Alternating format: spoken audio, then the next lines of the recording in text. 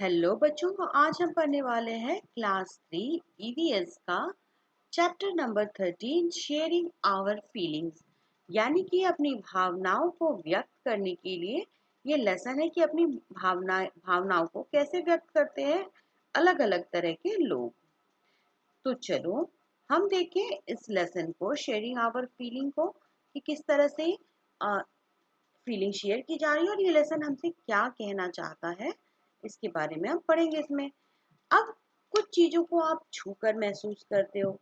अचानक से यहाँ पर एक स्टोरी दे रखी है कि मैं स्कूल से लौट रही थी। घर पर दो लोगों को अपनी बात सबसे पहले बताना चाहती थी। वे मेरी बातों से ज्यादा खुश होते हैं। पहले तो है मेरी नानी। वे उत्सुक रहती है मेरी बातों को सुनने के लिए, और वे मेरे स्कूल से लौटने का इंतजार करती है। उनकी उम्र कुछ ज्यादा है और उनकी कमर में भी दर्द रहता है। नानी ऊंचा सुनती है और दिखता भी कम है।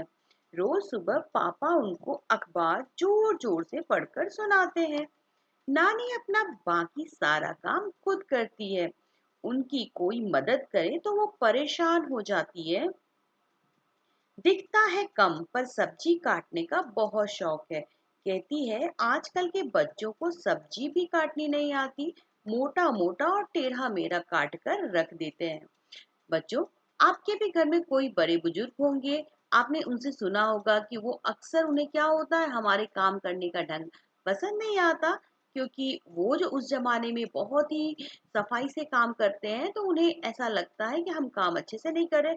और बच्चों, जब आप स्कूल से आते होगे तो आप भी अपने स्कूल में दिन भर क्या क्या हुआ है, बहुत सारी बातें आप किसी को शेयर करते होगे, चाहे वो अपनी मम्मी को या अपने भाई बहन को, या कोई ऐसा घर में होगा जिसको आप आते ही सारी बातें बता देते हो। ऐसा होता है ना। तो यहाँ पर जो है वो नानी है जिसको वो सारी बात बताती है।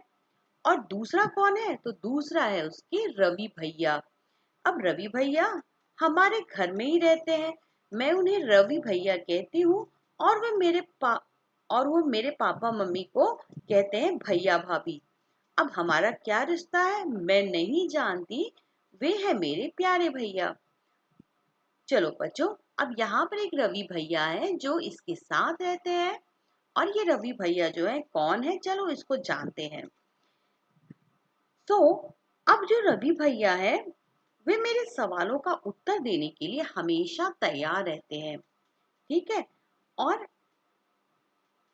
कभी भी नहीं कहते कि मैं बाद में बताऊंगा, ऐसा कभी भी नहीं कहते। रवि भैया कॉलेज में पढ़ाते हैं। कॉलेज के बच्चे उनकी बहुत इज्जत करते हैं। कुछ तो उनसे पढ़ने घर भी आते हैं। रवि भैया को संगीत सुनने, नाटकों में भाग लेने, दोस्तों के साथ घूमने और बातें करने का बहुत शौक है। खूब हंसते हंसाते भी हैं। भैया जब घर के बाहर जाते हैं तब एक सफेद छड़ी ले जाते हैं।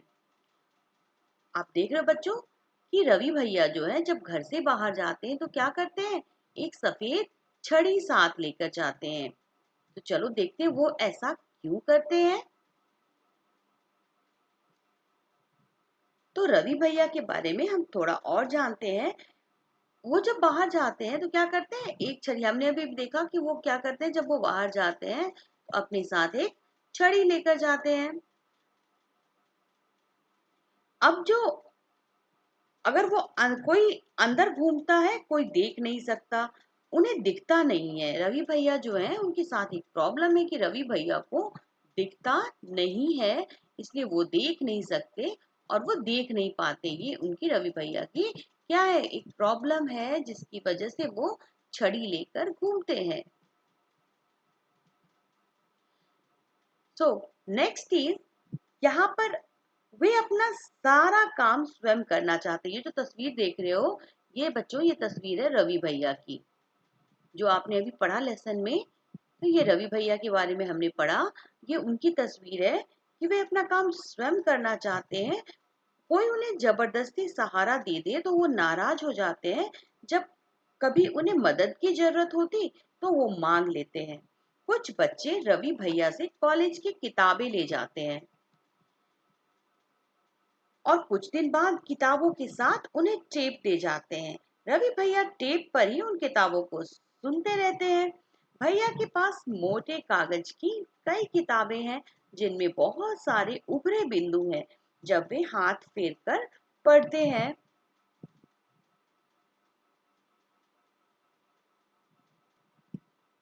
भैया को छोड़ने के लिए कभी कभी वो क्या होता है, भैया को छेड़ते रहती हूँ मैं, और उन्हें मैं कभी कभी उनकी छड़ी की जगह बदल देती हूँ। वो परेशान तो होते हैं पर नाराज नहीं होते हैं। अब यहाँ पर भैया को उनकी प्यारी बहन मैं सीमा हूँ। तो अभी मैं दरवाजे पर पहुंची ही थी कि भैया बोल उठे, क्यों सीमा, बहुत खुश हो? भैया मुझे ही नहीं, घर के सभी लोगों को उनकी आहट से ही पहचान लेते हैं। अक्सर यह भी भाप लेते हैं कि मैं खुश हूँ या उदास। भैया, आखिर मैं फुटबॉल टीम में शामिल हो ही गई। मैंने भैया को अपनी खबर सुनाई।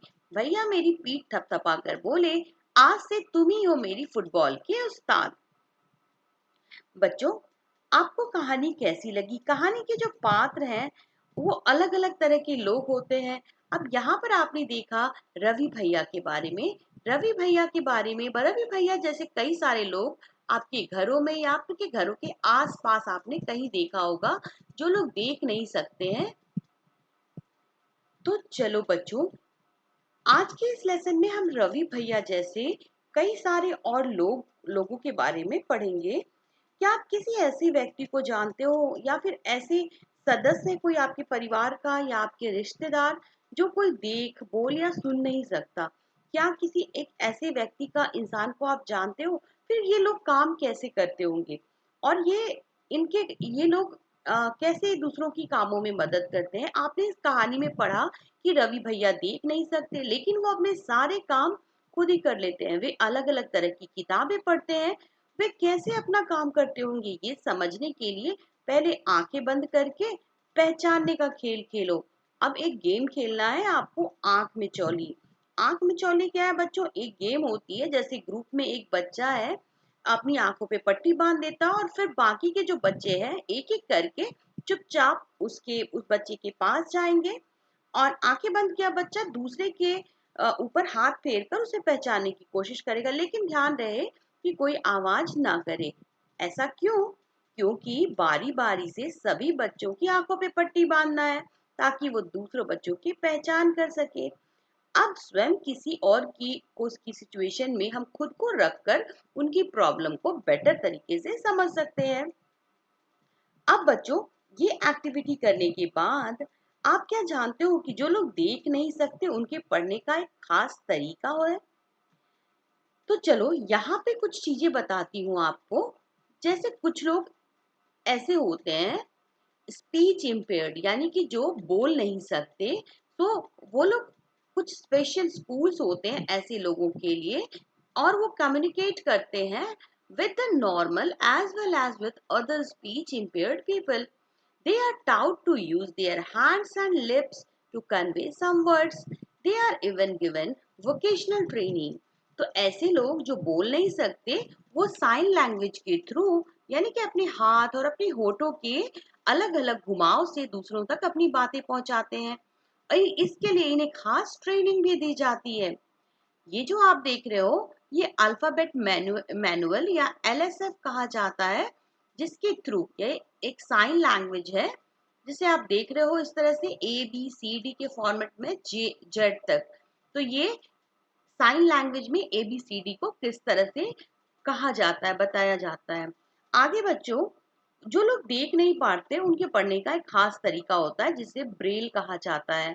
ब्रेल क्या होता है? एक मोटे कागज पर नुकीले औजार से बिंदु बनाकर लिखा जाता है और ब्रेल जो होता है कागज पर हाथ फेर कर पढ़ा जाता है कि उस पर क्या लिखा है। आओ अब देखते हैं बिना देखे किसी आकार को पहचानना मुश्किल है या आसान।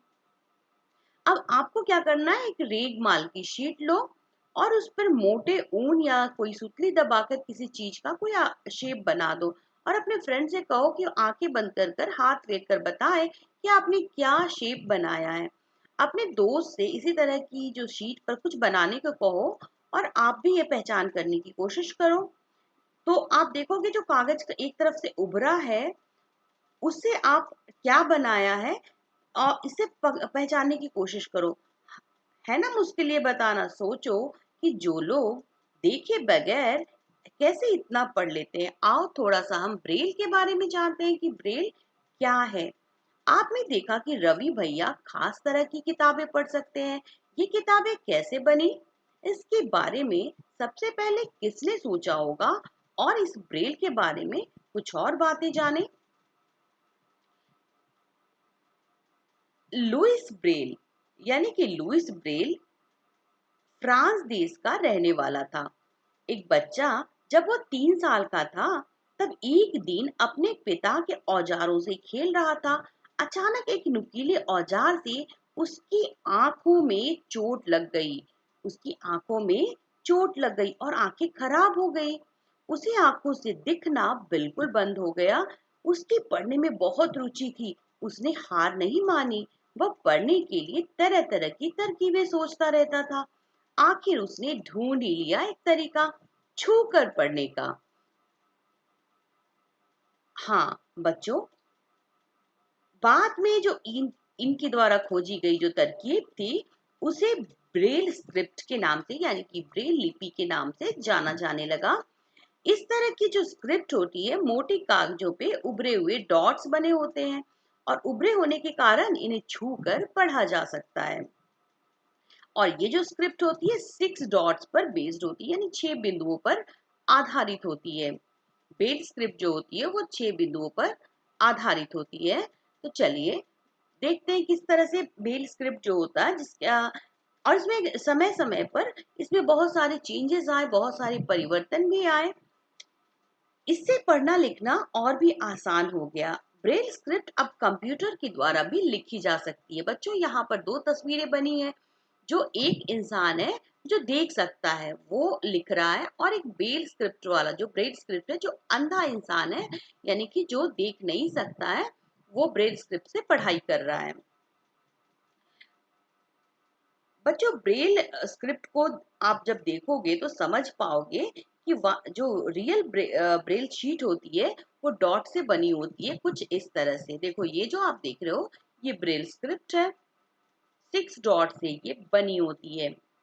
और जो बुक्स होते हैं ना, कुछ इस तरह के थिक एंड यहाँ पे जो रोज होते हैं और रेज डॉट्स होते हैं इस पे। देखो इस तरह से ये डॉट से बनी होती है ब्रेल स्क्रिप्ट ना। अब क्वेश्चन यहाँ पे सबसे इंपॉर्टेंट क्वेश्चन है, who has founded Braille script? तो इसका क्रेडिट जाता है लुइस ब्रेल, जो कि हमने अभी भी देखा कि लुइस ब्रेल जो थे सबसे पहले उन्हें पढ़ने में दिक्कत हुई और उन्होंने ब्रेल स्क्रिप्ट को फाउंड किया। So Louis Braille found the Braille script. अब हम लेसन की बात करेंगे, इस लेसन के क्वेश्चन आंसर्स को।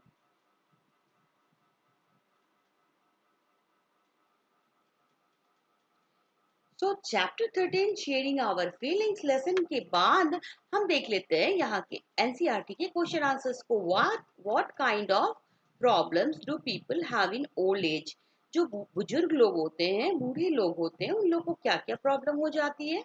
So first is they can not see properly, वो ठीक तरह से देख नहीं पाते।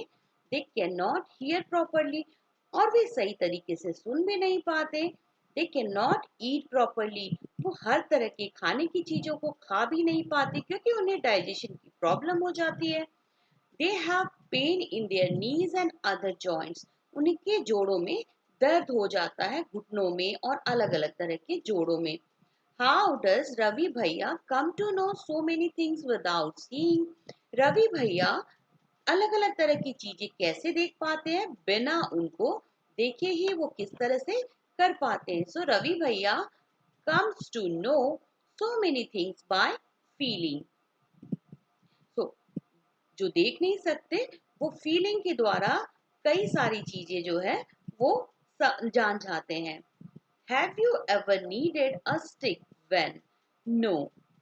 So बच्चों यहाँ पर आप अपने एक्सपीरियंस से भी आंसर लिख सकते हो। So have you ever needed a stick? I never needed a stick, so I written here no. Can you think when you may need a stick? So when we get fracture, अगर कभी हड्डियां टूट जाती है, शरीर का कोई part होता है जो फ्रैक्चर हो जाता है, तब आपको हो सकता है चलने के लिए एक स्टिक की जरूरत पड़े।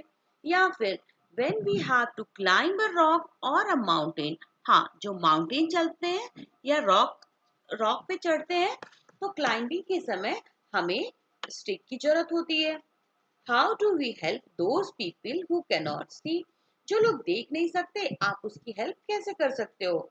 तो पहला है by helping them to cross the road, जब वो रोड क्रॉस कर रहे हो तो अगर आप देखो किसी ऐसे नीडी पीपल को, तो उसकी हेल्प जरूर करनी चाहिए। By offering them seat in buses, तो अगर आप ऐसे देखते हो जो विजुअली इम्पेयर्ड है, चैलेंज है, विजुअली चैलेंज पीपल है, तो अगर आप सीट है आपके पास, बस में बैठे हो, तो आप अपनी सीट उन्हें ऑफर कर सकते हो। Bye helping them in climbing upstairs, सीढ़ियां चढ़ने में उनकी मदद कर सकते हो। इस तरह से आप उनकी मदद कर सकते हो कई तरह से। अब आप सोचो कि मैं बच्चा हूं, मैं किस तरह से उनकी मदद करूंगा? तो छोटी छोटी इस तरह की हेल्प अगर आपको कहीं दिख जाए कि कोई इस तरह से है, तो आप उसकी हेल्प इस तरह से कर सकते हो। इसके अलावा by telling them interesting story, आप उनके साथ थोड़ा टाइम स्पेंड करो, उन्हें कुछ इंटरेस्टिंग सी स्टोरी सुनाओ, तो उन्हें बहुत अच्छा लगेगा। Is there any member in your family who cannot see, speak, or hear? Do you know any such person? How do people help them with their work? तो बच्चों, अगर आपकी फैमिली में कुछ ऐसा है, तो कमेंट सेक्शन में अपने आंसर जरूर लिखना, but my answer is no. Next question, blindfold any one child in the group. One by one, the other children come to him or her quietly. The child who is blindfolded has to guess who the other child is by touching him or her. Take care to make any sound. Do you know why? अब यहाँ पर जो game है blind fold का, उसमें क्या करना है, ग्रुप बनाना और एक करके जाना है। और यहाँ पर क्या होगा, आपको साउंड नहीं करना है। अब बच्चा जो है टच करके एक दूसरे को पहचानेगा। ऐसा क्यों कर पाता है वो? So this is so because children can recognise one another by the voice. आप आवाज से भी अपने फ्रेंड को पहचान सकते हो कि आपका, आपने देखा होगा कभी कभी आपके फ्रेंड का फोन आता है, तो आपको पहले ही पता लग जाता कि फोन किसका है, क्योंकि आप उसकी वॉइस से उसको रिकॉग्नाइज कर लेते हो। Now question number 8, how many children could recognize the others by touching? So two children could recognize the others by touching. How many children could recognize the other children by only hearing them? Four children. And here, which was easier of the two? It was easier to recognize by hearing. How many things can you recognize by only touching? तो सिर्फ छूकर आप किन चीजों का पता लगा सकते हो? तो आप छूकर पता लगा सकते हो क्लॉथ्स का, ग्लास, मेटल, वुड एटसेट्रा। इन सारी चीजों को आप छू करके उनकी हार्डनेस और सॉफ्टनेस से पता कर सकते हो। अगर आपकी आंखों पे पट्टी बांध दी जाए और आप कपड़े का एक टुकड़ा दे दिया जाए, तो आप आराम से पहचान लोगे कि ये कपड़ा है। ग्लास को भी आप पहचान सकते हो, उसमें एक साउंड करके या फिर मेटल से, वुड से, इन चीजों को आप रिकॉग्नाइज कर सकते हो टच करके। तो बच्चों, ये था हमारा लेसन। आई होप आपको लेसन और उसके क्वेश्चन आंसर्स अच्छे से समझ में आए होंगे। अगर कोई भी डाउट है तो आप कमेंट करके पूछ सकते हो। जल्दी मिलती हूँ अपने नेक्स्ट वीडियो में एक नए लेसन के साथ। तब तक के लिए goodbye and thanks for watching.